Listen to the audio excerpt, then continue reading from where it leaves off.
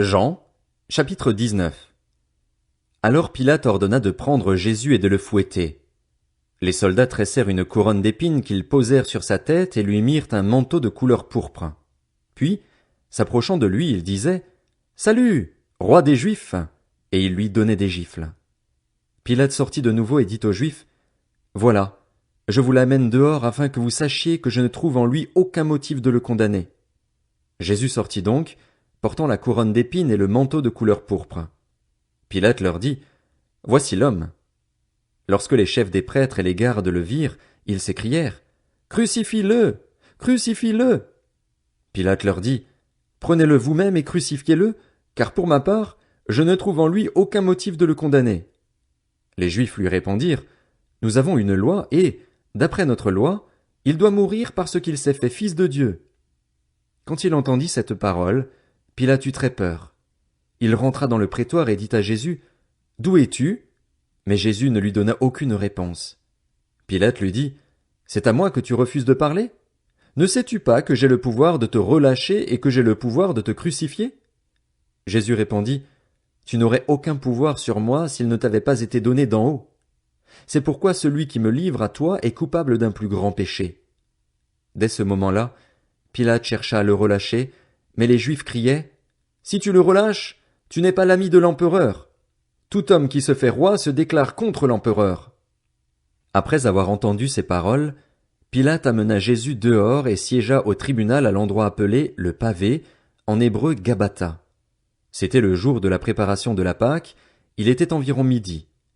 Pilate dit aux Juifs « Voici votre roi. » Ils s'écrièrent alors « À mort! À mort! Crucifie-le » Pilate leur dit « Dois-je crucifier votre roi ?» Les chefs des prêtres répondirent « Nous n'avons pas d'autre roi que l'empereur. » Alors il le leur livra pour qu'il soit crucifié. Ils prirent donc Jésus et l'emmenèrent. Jésus, portant sa croix, sortit de la ville pour aller vers l'endroit appelé le crâne, qui se dit en hébreu Golgotha.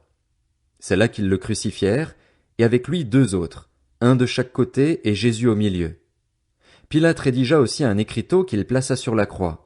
Il y était écrit « Jésus de Nazareth, le roi des Juifs ».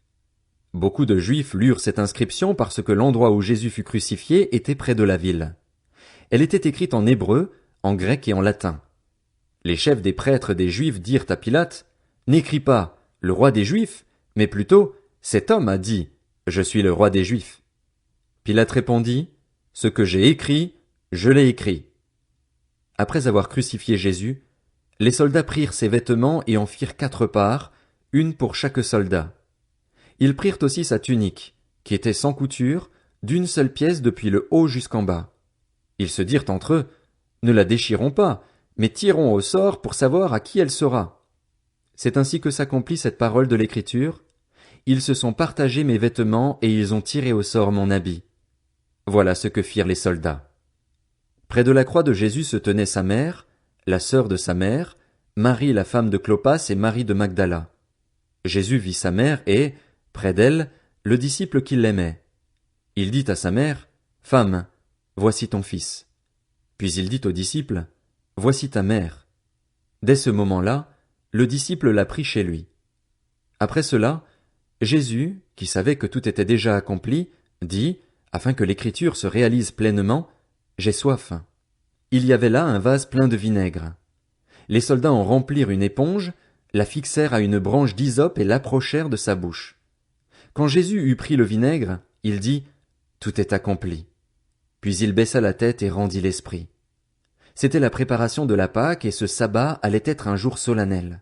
Craignant que les corps ne restent en croix pendant le sabbat, les Juifs demandèrent à Pilate qu'on brise les jambes aux crucifiés et qu'on enlève les corps. Les soldats vinrent donc briser les jambes du premier, puis du second des condamnés qui avait été crucifié avec Jésus. Quand ils s'approchèrent de lui, ils virent qu'il était déjà mort. Ils ne lui brisèrent pas les jambes, mais un des soldats lui transperça le côté avec une lance et aussitôt il en sortit du sang et de l'eau. Celui qui a vu ces choses en rend témoignage et son témoignage est vrai. Il sait qu'il dit la vérité afin que vous croyiez aussi. En effet, cela est arrivé afin que ce passage de l'Écriture soit accompli. Aucun de ces os ne sera brisé. Ailleurs, l'Écriture dit encore, ils verront celui qu'ils ont transpercé. Après cela, Joseph d'Arimathée, qui était disciple de Jésus, mais en secret par crainte des chefs juifs, demanda à Pilate la permission d'enlever le corps de Jésus. Pilate le lui permit. Il vint donc et enleva le corps de Jésus. Nicodème, l'homme qui auparavant était allé trouver Jésus de nuit, vint aussi. Il apportait un mélange d'environ 30 kilos de myrrhe et d'aloès. Ils prirent donc le corps de Jésus et l'enveloppèrent de bandelettes, avec les aromates, comme c'est la coutume d'ensevelir chez les Juifs. Or, il y avait un jardin à l'endroit où Jésus avait été crucifié, et dans le jardin un tombeau neuf où personne encore n'avait été mis. Ce fut là qu'ils déposèrent Jésus parce que c'était la préparation de la Pâque des Juifs et que le tombeau était proche.